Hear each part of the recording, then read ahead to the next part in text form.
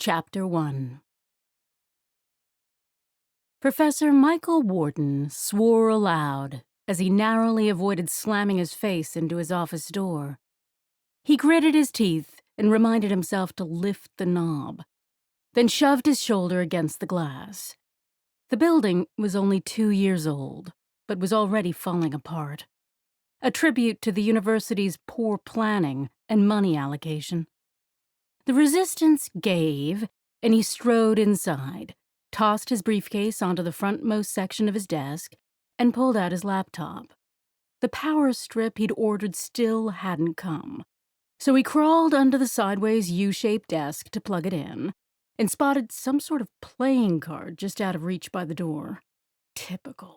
Probably shoved under by some moronic student who hadn't thought far enough ahead to bring actual paper for their frantically scribbled grade change plea. He shook his head. How was he supposed to give a shit when they didn't? The landline behind him rang.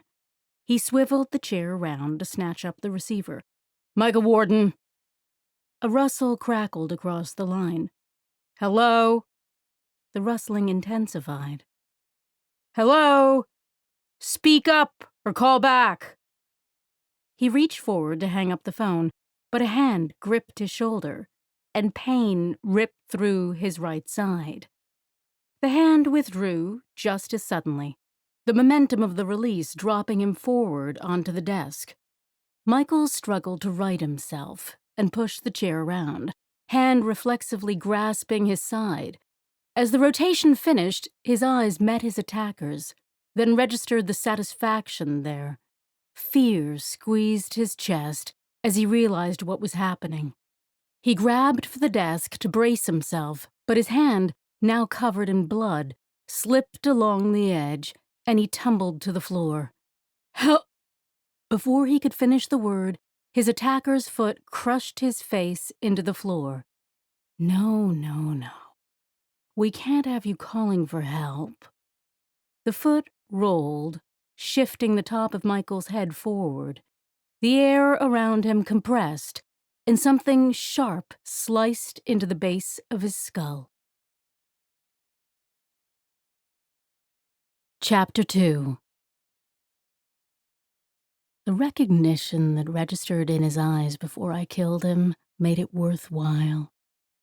I'm not a cruel person. I don't enjoy other people's pain. Quite the opposite. I help strangers, and I rescue animals, and I always try to do the right thing. And this, without question, was the right thing. Otherwise, he'd have spent the next however many years ruining more lives. Our world is a vile, despicable place because of people who believe they can do whatever they like, hurt whoever they like, with no thought for the consequences to other people, or, more likely, without care for the destruction they cause to other people. And unless they physically harm someone, there's no remedy for it, no way to get justice. They wreak havoc and laugh themselves to sleep, knowing nobody can do anything about it. This was the only way to put a stop to it. That's why I did it. So, no, I didn't enjoy killing him. But I admit, the expression on his face was satisfying. No, far better than satisfying. It was glorious to watch the haughty, superior demeanor evaporate and show the true soul beneath, the craven, insignificant fool consumed by his own ego. So sublime to watch the ersatz victory he'd savored snatched from him, replaced by his pound of flesh. Glorious, because all of that confirmed he knew what he'd done was wrong and that he deserved to die. So, yes, I admit I'm glad my face was the last thing he saw, and if there's a hell, I hope that image is burned onto his retinas for all eternity, as the flames relentlessly engulf him. Chapter 3. You know, you never explained to me why you quit the lieutenant job, Bob Arnett said over the lid of his coffee. I didn't think I had to, Joe Fournier answered. Try me. Joe's glance flicked to the unrelenting inquisition in Arnett's brown eyes, then looked back to the rainbow of leaves swirling over the colonial-lined street.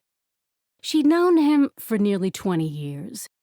Wow, that was a mental slap to the face. Since she first became a detective, and hoped their years of partnering had pushed them past the need for this discussion. If they managed to pick up the smallest shifts in each other's expressions and use them as road signs during interrogations, why couldn't he pick up on her cues now? Answer, he was ignoring them. Get a haircut, she said. Which one? He laughed. The joke was almost as old as the partnership. His hair, black when they'd first met, was more salt than pepper now, and always managed to look just a bit scruffy. But seriously, did it occur to you that I missed our partnership too much? That I couldn't face the day without your engaging wit? Subconsciously motivated by the hank of hair sticking out above his ear, she tucked a chestnut lock behind her own.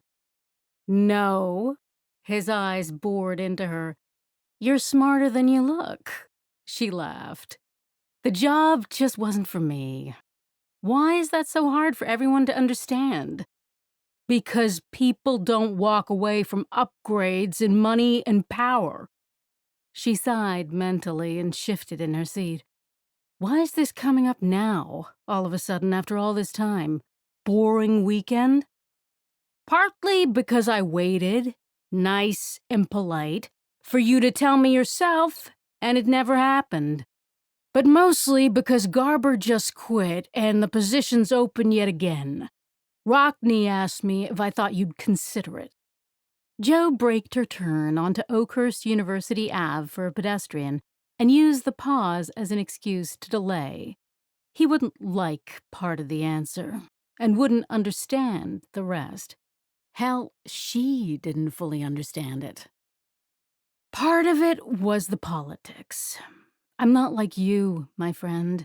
I mind being hated. He chuckled. And the rest of it? She returned the pedestrian's wave and resumed the turn. Rockney promised I'd be able to keep my boots on the ground, but that was a pipe dream. The Janine Hammond case confirmed what I worried about all along. Profiling behind closed doors when we could squeeze out a minute here and there, that's not what I went to the academy for. I knew you never let that one go. He shook his head and chugged his coffee. She bristled, partly from annoyance, but mostly because he was right. She hadn't let it go. They'd closed the case, which had involved at least 6 murdered women, but only because the killer had shown up dead on the other side of the country, purportedly a suicide off the Golden Gate Bridge. Although everyone told her she was crazy for looking a gift horse in the mouth, she'd been convinced at the time that there was more to the case, and she was convinced of it still. She'd learned everything she could about the killer's past, and requested reports on all the Golden Gate Bridge suicides several times a year.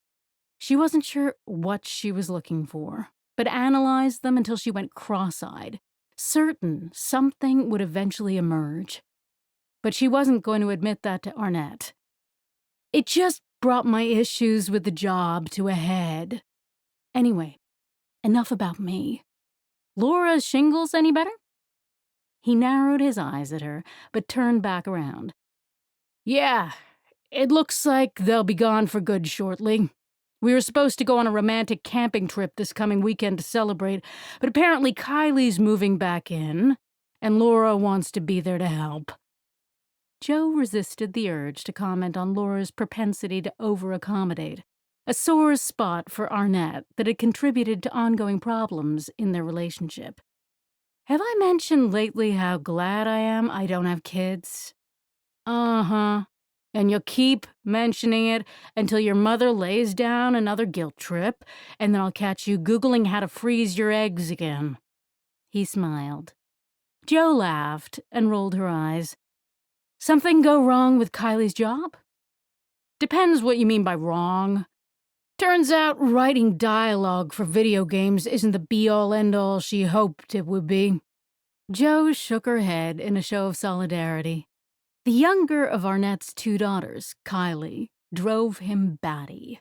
She dropped out of university, the very one they were approaching, after her freshman year, convinced that real-world experience was the path to success. The problem was, she wasn't sure what type of real-world experience. This was the death of her third fledgling career, in less than 2 years. Patience. She's finding herself. So Laura keeps telling me, what the hell does that even mean? Damned if I know. But then, I can't remember a time I didn't want to be a cop. Jo pulled up behind the 2 campus police vehicles and the Oakhurst PD squad car framing the entrance to Dyer Hall, which housed the biology department. I don't think we've been here since they built this. Oakhurst University had undergone a recent renaissance. The founder of Universal Apps, a software giant, had bequeathed $100 million to his alma mater 6 years before. That caliber of donation catapulted a university's raison d'etre, because it was the kind of money you invested rather than spent, and then lived off the yielded interest in perpetuity. So, since then, the university set about redefining itself as a top-tier research school. That meant new programs, new priorities, and more than a few new buildings. Jo and Arnett strode past a crowd of students held back by caution tape and stared up at the structure. "Yeah, well, I hope the Vic's the guy who designed it," Arnett said. Jo considered the glass and cement plains discordant among the surrounding red brick federal buildings. It's intended to be quote-unquote green, to let in as much natural light as possible. And the cement and metal don't need paint, so there's no toxic runoff into the environment. Ugly as hell. She bobbed her head from side to side, trying to find the beauty in it. "You're not wrong." They took the elevator to the 3rd floor and spotted more caution tape as they stepped out. As they strode toward it, the office in question came into view, door open and forensics team inside. A completely filled sign-up sheet for today's office hours, Tuesday 1 p.m. to 3 p.m., hung under the nameplate. They stopped in front of the uniformed officer guarding the tape, whose badge identified him as M. Sheehan. Young, possibly right out of the academy, with a muscular frame and a blonde buzz cut. He eyed Jo up and down, and she shoved down a flash of annoyance. Even in a progressive New England university town like Oakhurst, she regularly ran into people who were nonplussed by a female detective. Admittedly, her 5'6", 110-pound frame didn't cut an impressive figure, but she'd been told one too many times that her green eyes and wide smile were too pretty for a policewoman. So her solution was to head off the bullshit before it got started. She met his eye without blinking. "I'm Detective Josette Fournier, and this is Detective Bob Arnett. We have a stabbing?" His face flicked to Arnett's and back, then shifted to a professional blank. "Yes, ma'am. Professor Michael Wharton. A student showed up for office hours and found the door closed, with blood seeping out from under it." He pointed to the coagulating mess. "The student's name?" Jo asked. Sheehan consulted his notes. "Rosanna Trenton." "Where is she now?" Jo asked. "Department offices on the 1st floor, being treated for shock." "Has the next of kin been notified?" "Yes, ma'am. The Vic's wife is somewhere in Maine on a business trip. They notified her. She's finishing up there and driving back as soon as she can, sometime tomorrow." Arnett was incredulous. "Finishing up?" Sheehan shrugged. "Garcia talked to her. He didn't get the sense she was all that broken up."